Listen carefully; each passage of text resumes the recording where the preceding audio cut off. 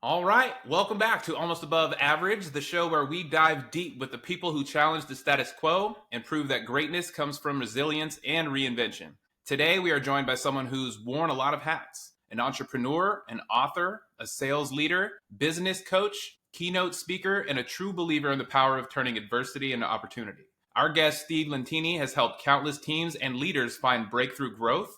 But what truly sets him apart is the journey he's traveled to get here. From humble beginnings to thriving in business to life-changing wake-up call that reshaped his entire outlook. So Steve, before you became known for transforming mindsets and building leaders, what was life like for you growing up, and what experiences steered you towards the path you're on today? And welcome. Thank you, Chris. And that's a heck of a question. There's a lot of dialogue that could come there. Well, where So did let you me come start. from? That's more what I was asking is, what is the origin story of Steve Yeah, Lentini? Where did he come yeah. from? Well, I'm one of seven children. Um, I'm number six of seven. My number seven is my identical twin brother. And I wish he was here today because then we could have that debate whether we really are identical. And Or who's better looking, right? well, yeah, he probably is. I'll give him that. So we were 4 minutes apart, and my mother had a cerebral hemorrhage, and my father was told, take her home and she'll die at home. That was 1952. And so she didn't even know she had two babies until a year later when she woke up. And what she said was, she said, well, I met Christ, and he said, you got to go home. You got to go back. And that same day she woke up. She woke up shortly thereafter. And she outlived everybody that told my father that she wouldn't live long. She lived till 94, and there was no one alive at that point. No one in my father's family. She outlived Yeah, lived everybody. everyone. Yeah, including the doctors and nurses for sure. Man. So she went to work when we were seven. She was 50, and she was an amazing human being. She um, She helped joined the my workforce father. at 50 years old. She joined the workforce at 50 years old. She went to work in a laundry for minimum wage running V presses. She was 4'11", so they had a stool for her, and ordinarily would come home with burns on her arms and think marks on her from working in the laundry. And she did a lot of tasks, not just running these big hot V presses, she called them. But anyway, she was an amazing woman in that until I brought my shirts to the laundry in Middletown, Connecticut, Four City Laundry, it was called at the time. I'm not sure if it exists anymore. But anyway, um, they said, "Oh, Lentini are you related to Rose?" I said, "Yeah, she's my mother." They said, do you want to go back and see her?" I said, "Sure, of course. Of course I want to go back and see her." It was the first time I was bringing my own clothes at 18 years old, going to the laundromat, and going to the dry cleaner and laundry to take care of my own stuff because my mother took care of it. Although we helped her, but she took care of it mostly. So anyway, I go back to see her, and as I'm walking back, I realize it's a little United Nations. And I never knew she only mentioned people's names. And then I remember both my mother and my father never spoke of race, only of humans, of people by names. And my father worked at the Connecticut Valley State Hospital. And when certain patients would get the okay to take a weekend or take an afternoon, my father brought home people, one guy that cut our hair, another guy that thought he was a policeman, but they were totally harmless. They were allowed to go until that hospital was shut down. Most state hospitals were shut down. They were considered warehouses. And it was just like, well, here's my buddy Tom, and here's Jim, who thinks he's a policeman, but he never said that. He had a police uniform on. They never described it or explained it. And the guy that cut our hair had a tick. I didn't know it was called Tourette syndrome because we were 8, 9, 10. He was cutting our hair, and every once in a while he would go, "Yes, yes," and your hair would get a little bit of an adjustment when he did that. But it was okay because my mother never said a word. She would straighten it out later. And they never spoke politics. They never talked about who they voted for. It was very different when you think of today's world. And they didn't make people wrong. That was something that was just natural about my mother. And she would always tell us, before you say something about someone, think about what good would it do. And so that was her caution. And then after my father was dead 13 years, I asked my mother for the reason of the age gap of all the children, because when I was born, my oldest brother was 19. I had a sister who was 18, a brother who was 16 years older, and a brother who was 14 years older. And then my brother Dave was 6 years older. And then my twin brother and I. And I said, "Hey, Mom, what's the reason for the gap in the kids?" She very calmly said, between bites of her ham sandwich, "That's because your father was missing for 5 years." I said, "What?" What? No one ever spoke of it. She said, I sat the kids down, who at the time I think were 8, 7, 5, and 2. And she said, Dad's coming home, and I don't want it ever mentioned because what good would it do? I mean, she lived that philosophy. The only thing was it led to everything getting swept under the rug, right? No one. Right, and you guys got to be thinking of this growing up. Like, where's Dad been for?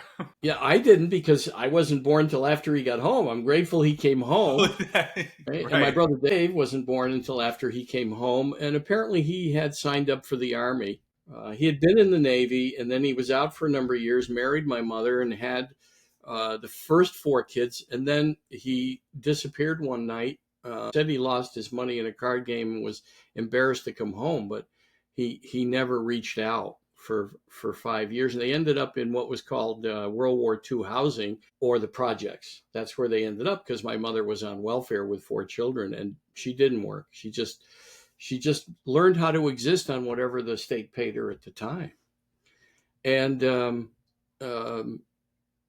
there was always this undercurrent, because my brother, when I was born, my oldest brother, Seb, they're all passed except for my twin brother, Stan, and my brother, Frank. Everyone else is gone. My brother, Frank, is going to be 89 this year, 88 nice. Or 89. So anyway, I called my brother, Seb, who was in the Air Force. He was some kind of a master sergeant, tech sergeant. You know, he had, the uniform when he came home. And I didn't meet him until I was 10, and he was 29. Huh. And I said He's later, old enough to be your dad almost. yeah.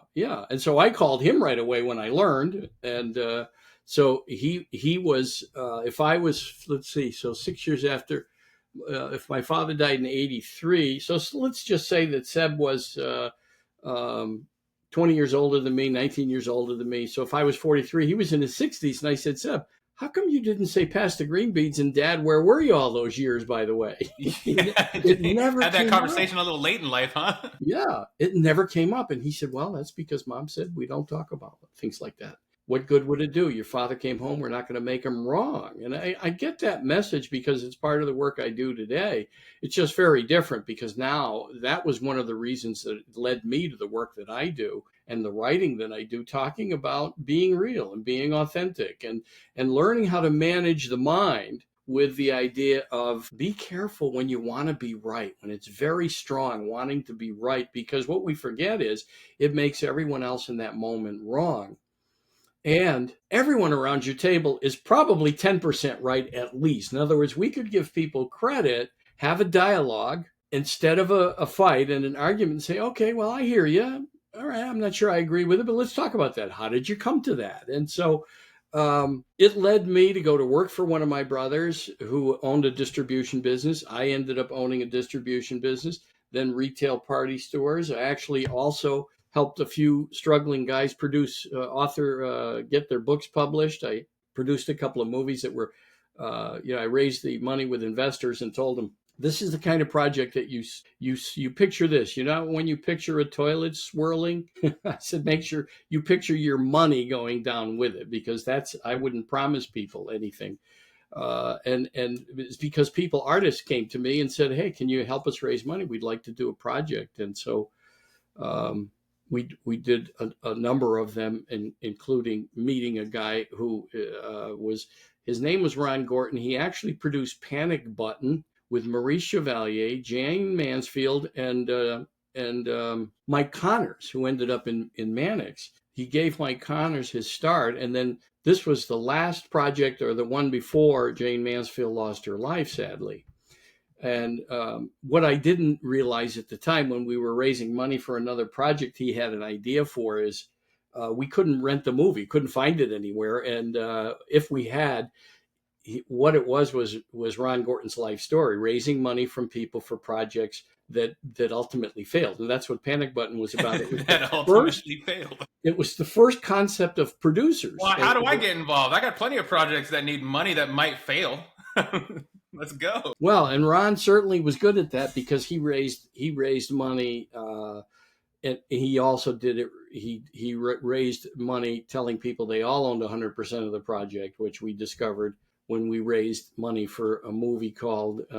It was a documentary called Autopsy, and it was everything that happened to the body after death, including solving crimes. So there were medical examiners in it, but many other people. Was it a documentary? And it was a documentary, and he went to Dr. James Baden, or Michael Baden, I think it's called Michael Baden, in New York City, who was the New York City medical examiner at the time, and he sold him the concept too, and it appeared on HBO.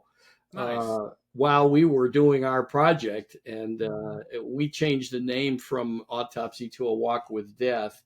At Ron's, the producer, Ron Gorton, God bless, he's gone, God rest his soul, at his urging, and we wondered why. Why was he urging us to change the title? Is because he had sold it to Dr. Baden and HBO. And we didn't have enough money to go after HBO. And they produced 6 episodes of Autopsy. So the Walk with Death never got, he finished it. It just, the investors couldn't trust each other. In fact, one of the guys called me. He owned a sanitation company in Newark, Chester Pasillo. He's also passed. And he called me 2 years after it was done. He said, Steve, the movie's in the can. Can you please be the guy? We'll put up some more money. Can you be the guy that manages it and advertises it? And I said, Chester, I've got 2 young children, and little did I know, a month later, I was going to learn I was going to have a third child. I had twins. I have twin daughters and a son, and it's a good thing I did because we had literally 3 children in 11 months. I said, I got babies. They're a month old. Yeah.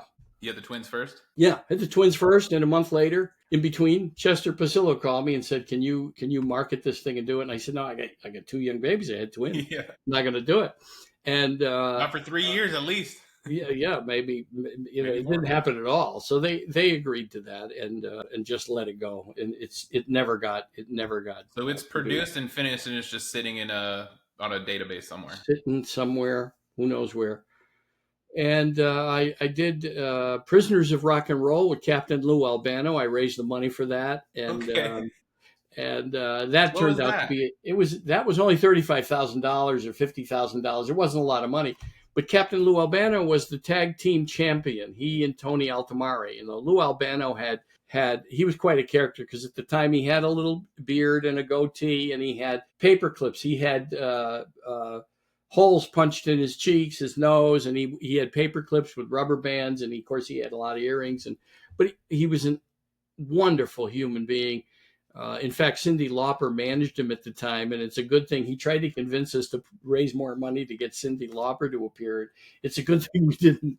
It would have been embarrassing for all of us. But anyway, we had some fun doing it. They didn't make any money. Well, now you have experience too, right? You have experience. Yeah. So in the meantime, I sold my distribution business, and I went to work for the people that bought my company, and I worked for them for 16 years. Wonderful people, salt of the earth people, the Baum family. I worked for Jerry Baum and his wife, Louise. And Jerry passed from pancreatic cancer, and a few years later, his wife passed from pancreatic cancer. And little did I know that would have an impact on my life because they mentioned Dr.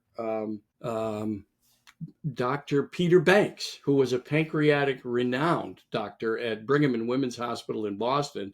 And little did I know, flash forward a number of years later, after they passed away, I left the company that I was working for that had purchased my distribution business and started the Sandler sales training license. It was like a franchise. And 5 years after doing that, one day I'm doing a seminar. 1 second I was fine, never had any symptoms. The next second I needed an ambulance. It felt like I had been shot. Like while you're on stage? Yeah, while I was doing the work. Man. I felt like I had been knifed in the stomach or shot. Literally, that's what it felt like. And I remember telling my assistant, "Hey, I got to go." And other people that came to visit me in the hospital later said, "You also said I'm not sure if I'll ever be back." Which I didn't remember. But while I was waiting for the ambulance, the people in my office were asking me how I was doing. I said, I don't know how my body's doing. And I'm grateful. I had this overwhelming sense of gratitude. It was November 18th. It'll be 23 years. As I reflected back on it later, I realized it was also this feeling of a divine worldly presence, because I wasn't concerned at all with the future. It was only the now. I knew my body was struggling. And then when the EMTs came and asked me the same question, I said, I don't know how my body's doing, and I'm grateful. I'm grateful. And you could see the look in their face. It was like, oh man, this guy needs an He's ER crazy. doctor. Yeah. Yeah, Yeah. And a shrink. definitely that. Yeah. So anyway, they brought me to the hospital, and I was in intensive care right away. It turns out, I learned later, I didn't know what was going on. I learned later that my pancreas had exploded from a blockage in the pancreatic duct. And the first thing they ask you in the hospital is, how many times have you had pancreatitis? How much do you drink? Because it is associated often with people who drink a lot. I said, I just have a glass of wine, maybe on the weekends, not every weekend. And Barely drink at all. yeah, and I had never had any attacks, pancreatitis attacks, and so they didn't know what it was. But 5 days later, little did they know too that when your body expels all of its pancreatic enzymes into your body cavity, that's what happened. They literally exploded out of the pancreas, and they don't forget that their job is digestion. So they were digesting my inner organs. That's And true. Yeah. the body it filled me with water. Pancreas doesn't know what's around it. It just does what it does. Yeah, it does what it does. It's contained in the duct, and then it secretes the enzymes as the food comes, right? As it's instructed, right? It's time for digestion. Well, here they are in my body cavity, and my body blew up with 30 pounds of water, and they were concerned about having it get released. And they tried all the usual methods. They insert a catheter and all that stuff. For some reason, my body would not let go of the fluid. There's probably something to do with the universal intelligence, right? The one that's much greater than my own intelligence. Amen. And 5 days later, I flatlined from an anterior myocardial infarction. In the And I was hospital. in the hospital. And I was in a very small hospital. I was 2 hours, not as the crow flies, but in traffic outside of Boston from my home in Beverly, Massachusetts. They took me to Waltham, Mass, because that's where my other office was in Waltham, Mass. And it was 5.5 weeks before they decided, maybe, would you like a second opinion? And I said, I heard the name Dr. Peter Banks, which I had heard from the Jerry and Louise Baum, who had purchased my company. And the endoscopic guy that was my doctor at this little hospital said, "Oh my God, I studied under him." And I said, "Well, where's surgery on these options you're giving me?" "Oh, we don't do surgery. So we better call Dr. Peter Banks for you right away." And 20 minutes later, he called me on my cell phone. "Mr. Lentini?" "Yes, Dr. Peter Banks. I'm sending an ambulance. We're coming. You need surgery tomorrow."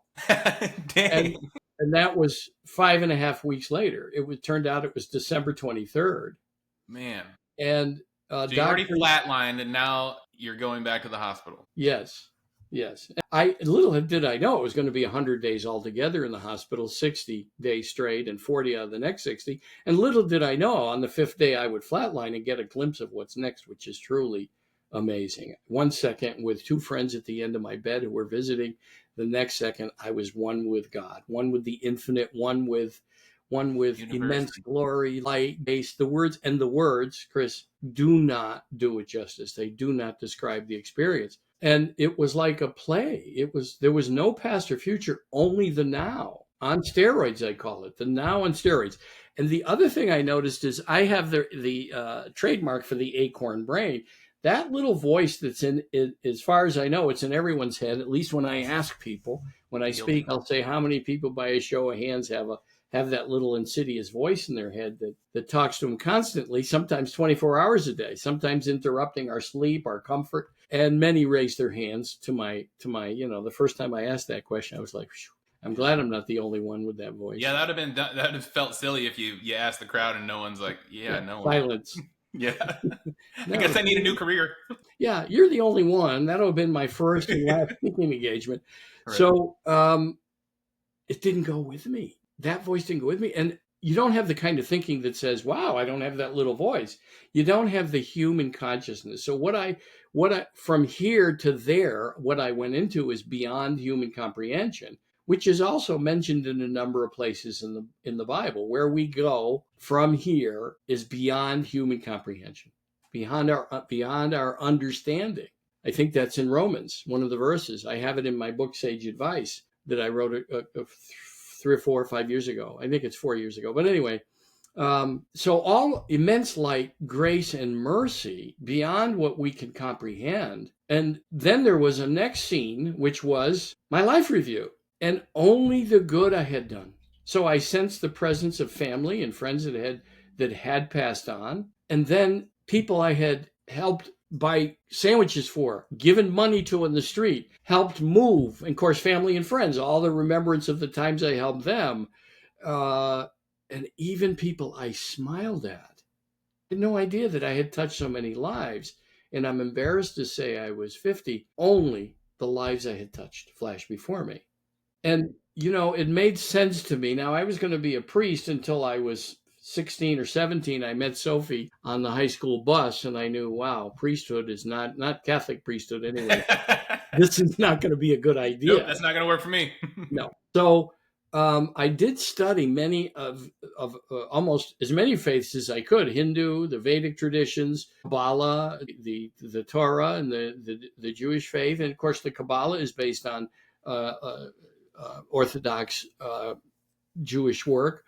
I studied, of course, as many of the different Christian sects, and as well as Muslim. Right, I studied Muhammad and his work and writings, and in the Bible, what you see is Christ. I think it's Paul that writes that Christ basically said his message was that everything works together for good for those who believe in the Father. Muhammad said something fascinating. What reaches you was never meant to miss you, and what misses you was never meant to reach you, which is very much like everything works together for good. Beautiful. And what reaches you was never meant that what misses you was never meant to reach you is about lamenting things that as humans we want. And then it doesn't show up the way we pictured. It's like Buddha saying desire is the root of all suffering. So we lament things that haven't shown up, and we don't give credit that that's okay. That's how it's supposed to be. And then the things that reach us were never meant to miss us, whether it's good or bad. See, only this brain does that, defining things as good or bad. It just is. It was never meant to miss us. And I made sense of that along with everything working together for good. And that created a big foundation for my work. I'll ask people, okay, let's take a pause for a minute. Separate yourself, if you can, from the story of they did this to me, this boss did that to me, the company did this to me, the bank didn't give me money, I went out of business, I went bankrupt, blah, blah. Let's get away from the story, what I call the BS story that you're believing from your mind. From your acorn brain. Yeah, from the acorn brain. And let's get into what could be the gift in this. What could be the gift in it? That sounds like it was started from your mom's way of being, where she didn't want to speak about things if they didn't do any good. That sounds like it was kind of started way back then. Like it's very ingrained in who you are. Yes, that's part of it. And that's also, right, the fact that it was a suppressed dialogue for all those years, it wasn't the truth, is where I help people. Let's get to the truth, right? Tell me about your childhood. Tell me about your adulthood. Tell me about everything that's happened in your life. And typically people that haven't done any of my work or met me, they go into what I call the complaint and grievance mode. They're going to tell me everything that happened to them. Everything that sucks. Yeah, everything that happened to me. And then I tell them, all right, let's write that down. They write it down for me. And I say, now go back and wherever you put another name or a they, put in your name and read it back to me. And some people, I would say 80% get it and say, okay, yeah, this is me. I get it. It's all me. And let's look for how it was for you. Can we go back and reflect on what happened then and what's happened now that might not have happened without those things that you're complaining about? Because typically when people go back, they say, upon reflection, if that wouldn't happen, I wouldn't have got here. And if that didn't happen, then I wouldn't got here. And then if that hadn't happened, I wouldn't be here now. Yeah. That it A all million made stories like sense. that. So I ended up, after 6 months out of work, I ended up giving up that license for the National Sales Training Program because my brain for a couple of years had been telling me this is never going to be your own work. You have to do your own work. And it was a very still, small voice. It was like a feeling. It didn't come with 76 trombones and a marching band, right? You know, say, hey, Steve, you got to go do your work. It was just a little quiet voice that was like an urging inside that I could do my own work. And of course, this brain was telling me, no, who you can't write a book. You can't do any of this stuff. After I got out of the hospital, and many miracles happened while I was in the hospital. I got $24,000 came in the mail, as people heard. The Peter Banks was not the surgeon. He was also an endoscopic doctor. And he said to me, Steve, I'm going to get you Dr. Stanley Ashley, who's the head of the surgery department for Harvard University and the medical school. He teaches this stuff. He does these kinds of surgeries. And I got to go because I'm going to try to convince him to stay one more day because he's leaving for a ski vacation December 23rd and not coming back till January 2nd. And you need this surgery tomorrow. And the next morning, I'm laying in a stretcher waiting for the surgeon, and it's Dr. Stanley Ashley. And I said, nice. Doc, thank you so much. I'm grateful. And he said, you're very calm. I said, well, Doc, your job is surgery. My job is recovery. Yeah. But he also didn't know at the time that I had already experienced passing to the other side. And like I said, I was grateful the moment I got in the ambulance 5 days early and never thought about, could this be it? And it wasn't about being afraid. It was as if I knew I was safe no matter what, either way. And the ambulance people were surprised because I wasn't screaming, I don't want to die. I don't want to die. Please, please, please. Instead, I'm saying, I'm grateful. I don't know what's happening in my body. And I relate it maybe today as the result of all the work I did studying all the different faiths and having a belief always that God was not vengeful. The creator of an infinite universe. How could that energy be petty and small-minded? To create everything that has ever existed. Yeah, that doesn't come from a guy not thinking about stuff. No.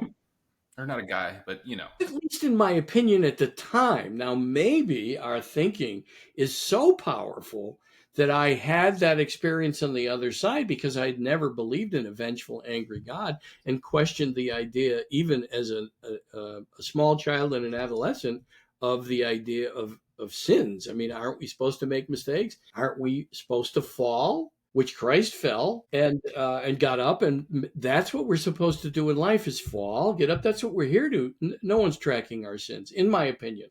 That does upset some people because they say, well, then people will misbehave. I say, no. How? Because what was mentioned in my life review was all the good I had done.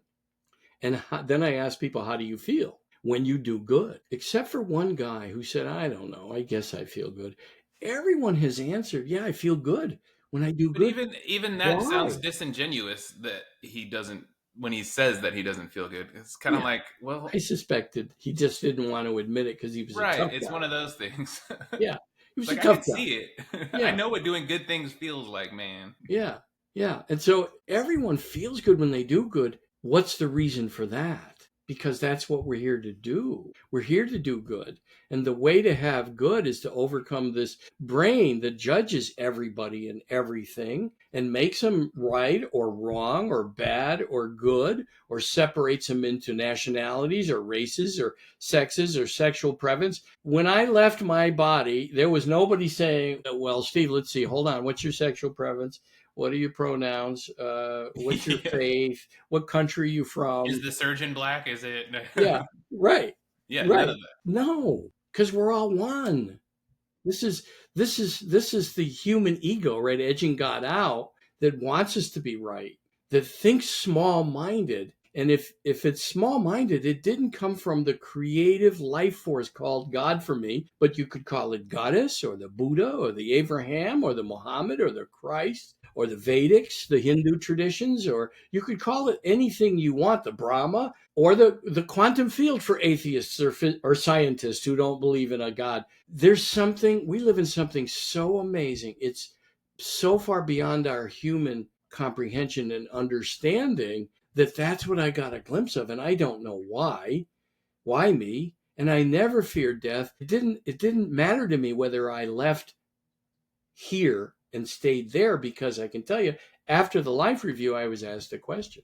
Can I share a Stay story with you or in that go? similar vein? I had a similar experience. I don't know if I passed. I didn't pass to the other side, but it's kind of a dark story. So I apologize, listeners. No, But that's okay. before I got sober, I had tried to commit suicide Mm-hmm. a couple times. So I ended up Mm-hmm. in a hospital once. It was really bad. But 4 days before I moved out to North Carolina, like I had all the anxiety. I was afraid to move. I was afraid of everything that was to come.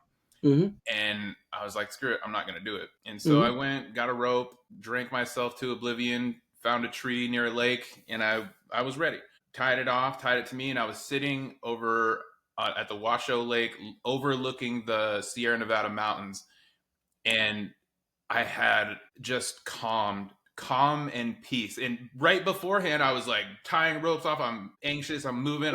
Yeah. I have a lot of energy, Mm-hmm. and I'm ready to do it. And everything in me just like everything stops. And I'm looking over these overcast mountains, and I didn't hear it. I Mm-hmm. felt words. It Mm-hmm. just don't do it. That's all it was. Mm-hmm. I felt words. I didn't hear it, but I could feel it. It was such Yeah, a it's weird a feeling. experience, Yeah. and Yeah. it made me feel like a loser. I was like, I can't even freaking kill myself, and I like got up and I left. But Yeah. Thank I God was an you're atheist at here. this point. I was an Yeah. atheist during that. Yeah. My journey to God came from the 12 steps in AA. Like my journey to God, I first started calling a doorknob God because I didn't want to believe. Mm-hmm. And then over time, it was just a habit because they told me to do it. So I was just following instructions. But over Mm-hmm. time, I start to notice coincidences and just things that shouldn't be happening that can't really be explained. And that's kind of how I have a concept Yeah. of God. So that's Yeah. God to me. But Yeah. anyway, I wanted to share that with you about the experience. That's what Well, I think God was. well, and what you experienced, David R. Hawkins has written about it. He's no longer with us, and his life journey became talking to people about this, and he eventually became a psychologist and did a lot of research, and he wrote a number of books where he talked about he had, starting as a youth, experiences that you just described. What he said was you don't have to have a near-death experience to experience God, the divine, the goddess, whatever it is you call it. You can experience what's next in this life as a human. He had multiple experiences that he writes about in his various books, where he describes exactly what you said, that it's a peace and understanding, something that overcomes you. And that's really where I was before I had 5 days later the near death experience, waiting for the ambulance. I was grateful, and You had the I next was step. I was already in that, what David R. Hawkins. If I didn't have the near death experience 5 days later, I would have been saying, "Listen, all I can tell you is I was grateful waiting for the ambulance, grateful when the EMTs came, grateful when I got to the hospital, and mostly grateful for the whole 100 days.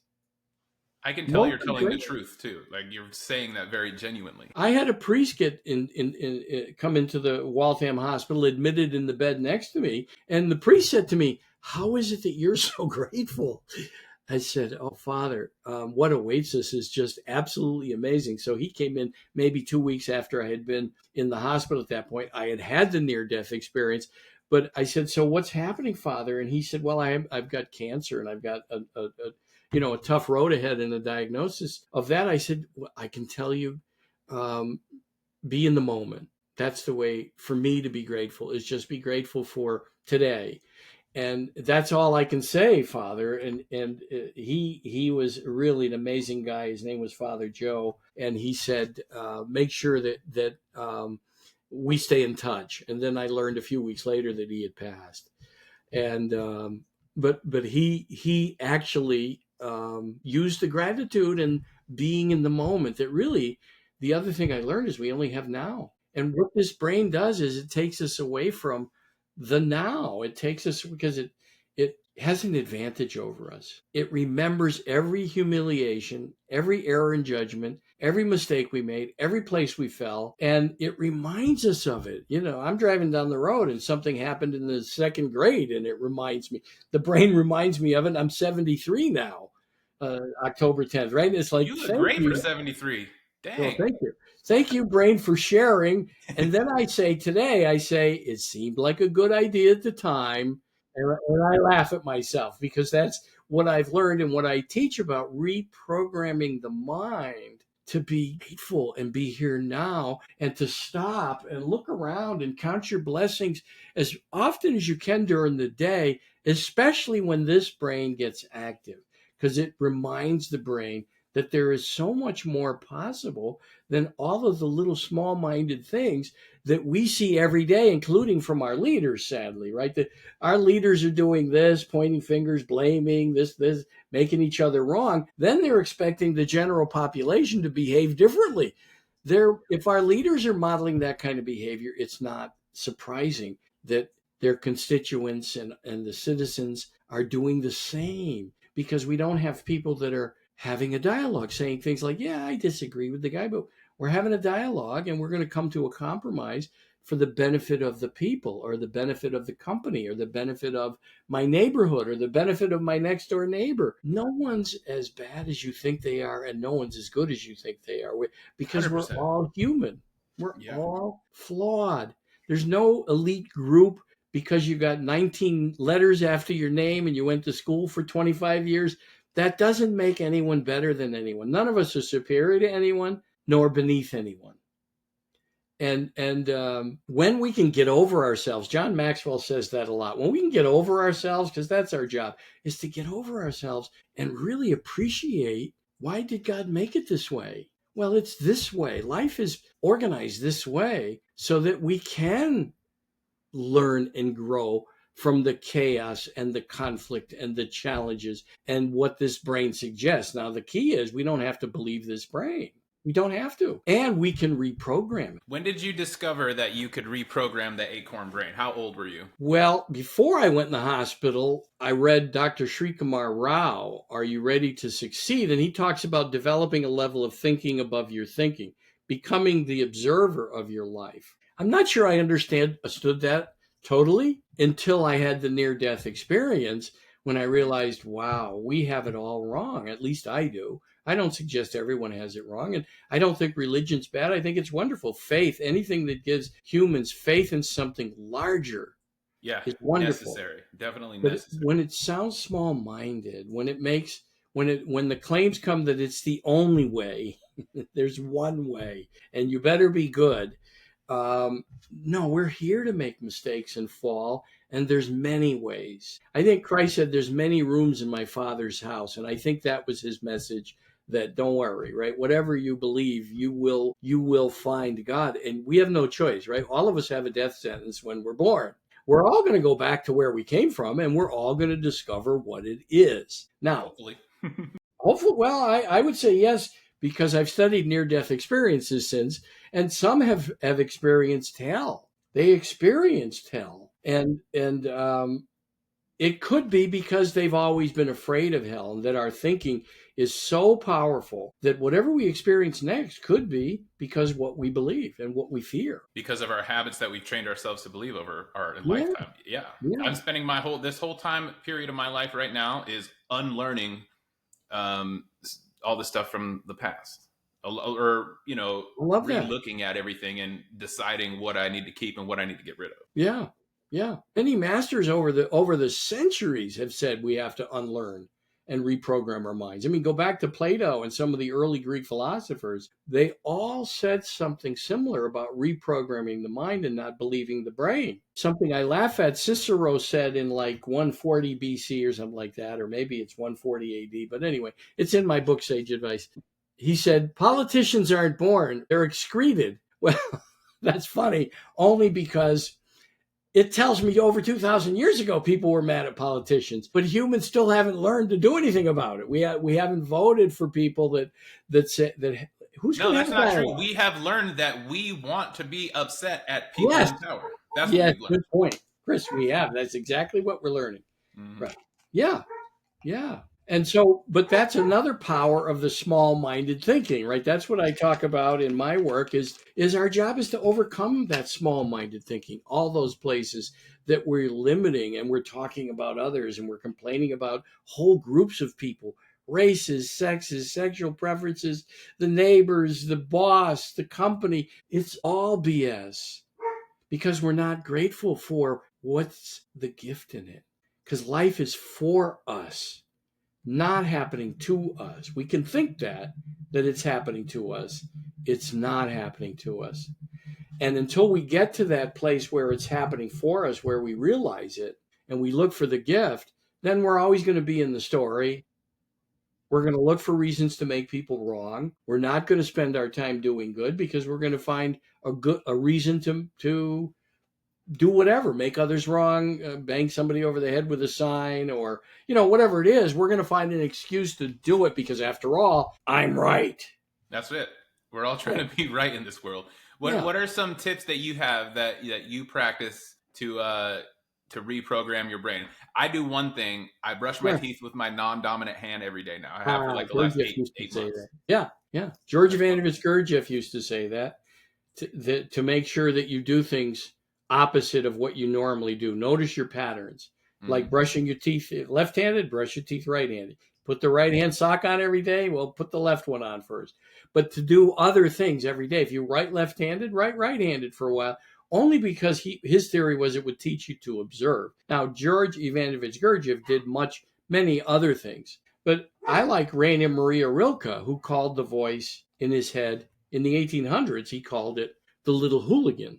And he would ask people, are you going to let the little hooligan run you, or will you run it? And that's the key, is first to notice who triggers us, who bothers us, who activates us, what events upset us, because those are the gifts. They're teachers. They're actually teachers. If we can stop reacting and analyze. Yeah.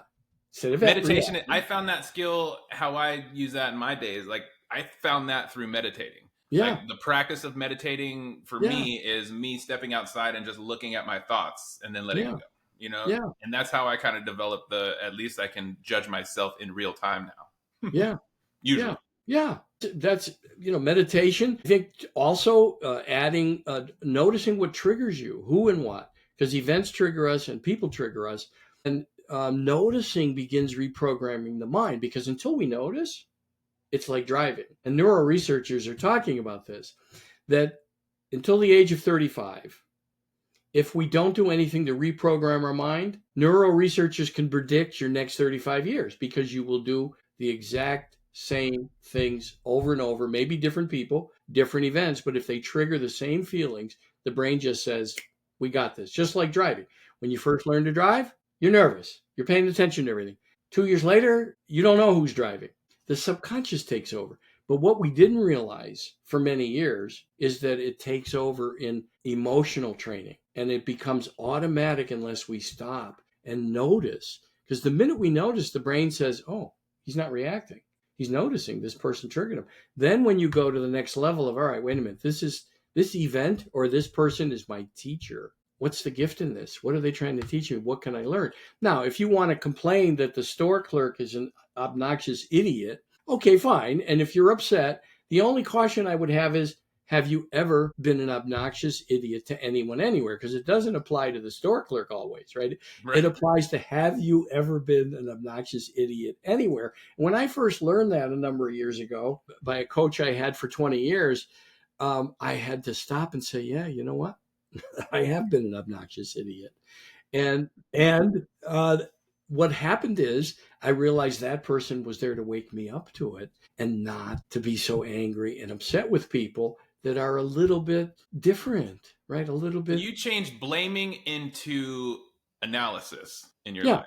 Yeah. That is a beautiful trigger. That's like a habit switch almost. Now, do I do it every day? Have I found the way? I tell my clients, if I ever tell you I found the way to reprogram this mind perfectly, put it in a roadmap and say, everybody can follow this and we will now all be in nirvana, no.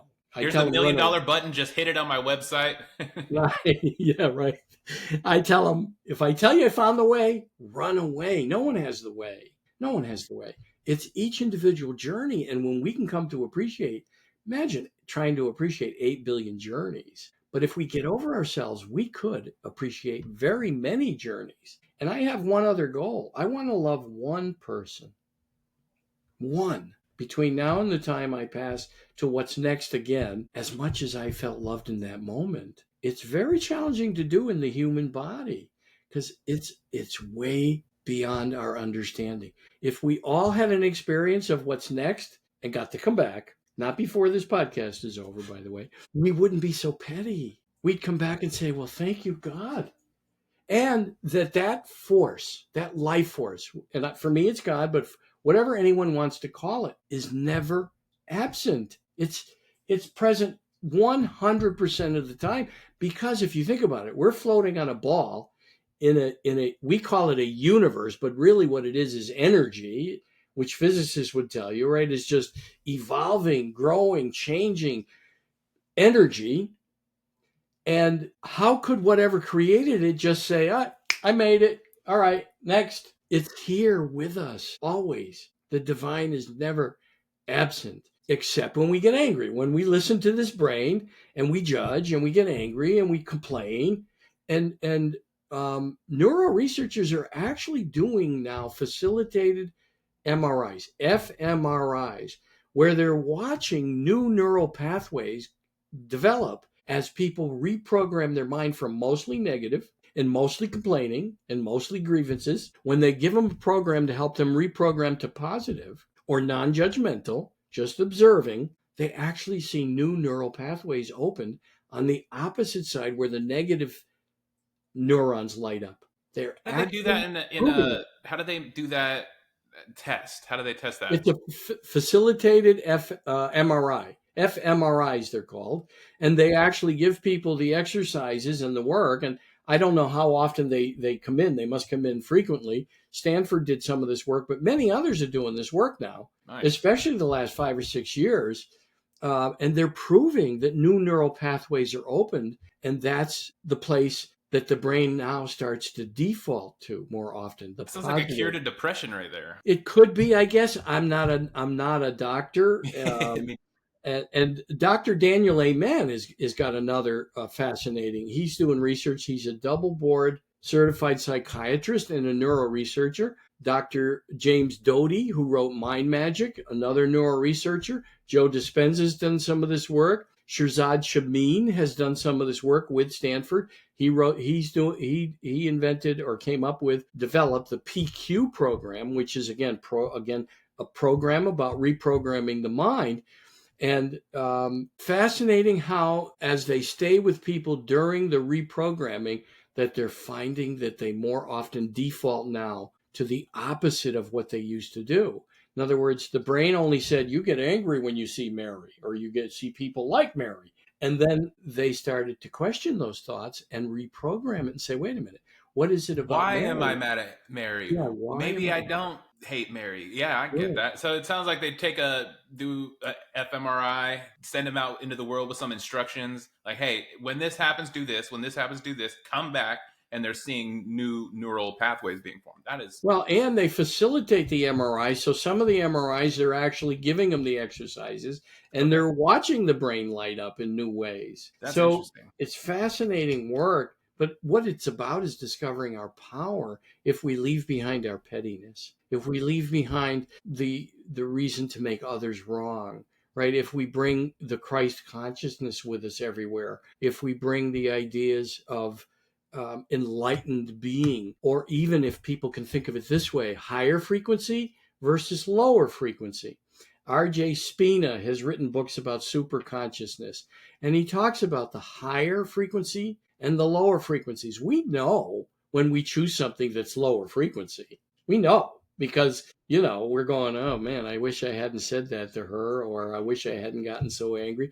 And we also know when we choose a higher frequency. And what they're saying about complaints and grievances is that it actually delays our own good, that it's electromagnetic interference. That's what R.J. Spina like calls physical impediment. Yes. Now, he's named it. I, for years, have just said, you sound like you're all wrapped up in complaints and grievances. You sound like a small bundle. And Ben Franklin said, if you're all wrapped up in a very tight bundle, you make for a very small person. That's true. I think here it is here. I think he said, a person all wrapped up in themselves makes for a very small bundle. I have it here to remind me not to get all wrapped up in myself. Nice. I like that. Well, before we get out of here, Steve, I do want to talk about the books. I want to talk more about your work, but we'll do it another time if you're willing. But tell everyone about your books on my podcast. I'd love to have you on absolutely. We can continue this conversation from your perspective. I'd love to hear more about it. Absolutely. Yeah. We'll tell everyone about the books and the podcast first. Well, the podcast is different thinking for different times. I've done it for 6 years, and I'm a fan, by the way. Also, I don't just listen to it because you're on my podcast. It has become a regular rotation now. I actually enjoy your content. So thank you. I'm grateful. Thank you. And are you on Spotify as well? Yep, almost above average. Speaking of which, hit subscribe if you made it this far in the video. I appreciate it. Yeah, almost above average. Yes, I've got to make sure to make that part of my daily routine. Please do. I love the title, right? Almost above average. I mean, that describes in a way our human struggle, right? That it takes a little bit of work to become above average. Right. And you're almost there, and so am I. I'm almost above average. I'm not there yet, but it's a journey, right? And when we can get on that piece of looking and inquiry, we do find the gifts, at least in my experience. I have found many gifts, and I still find days and people and things to complain about. And I catch it, though. I catch it and go, wait a minute here. This is a complaint and a grievance. And what I write about I have a book called No BS Coaching, where I write about, if you notice your complaints and grievances, what happens is they're delaying your good, right? So first you want to notice them, but there's two things you can do about complaints and grievances. One, if you can't control the situation or the person, you got to let it go. You got to just reprogram your mind, convince your mind, hey, let this go. We can't do anything about this. Even if you talk to yourself with your own name, hey, Chris, you got to let this go. And the brain hears that. The brain hears that differently. Dr. Amen, by the way, Dr. Daniel Amen, he writes about that. Then I wrote How to Train Your Mind, written by a dragon, because I'm born in the year of the dragon. So I took license with that. I wrote this last year before I knew the movie was coming out in the Are you sure, Steve? I did. The idea, it was one of those little small things that came into my head as the title, hey, How to Train Your Mind, written by a dragon. And I thought, it was very quiet. I thought, okay, let me make a note. The next Sunday, that was on a Monday, that next Sunday I wrote it. I woke up at 3 a.m. and wrote it. Man. And then I wrote, just last month, your brain is brilliant, but it's not always your friend. Why your brain is not always a friend, and simple strategies how to change it. And again, my belief about self-help books and books with ideas to help people are they should be 70 or 80 pages or less.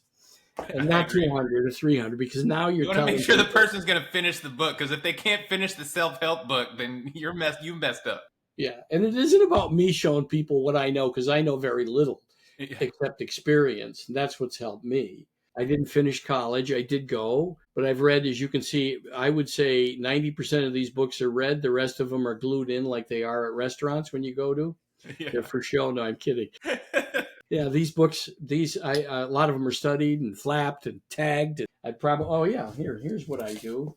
Here's Self-Observation by Red Hawk. I tag them, I flag them, I highlight them. You're one of those readers. You got your sticky notes out. And I use them in my work with people.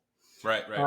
Yeah, books are wonderful. And so another book, by the way, that isn't mine, Don't Believe Everything You Think, by Joseph Wynn. My acorn brain, after I read this, said you have to sue him because he stole all your ideas. He only wrote this last year, and you've had these ideas for 20 years.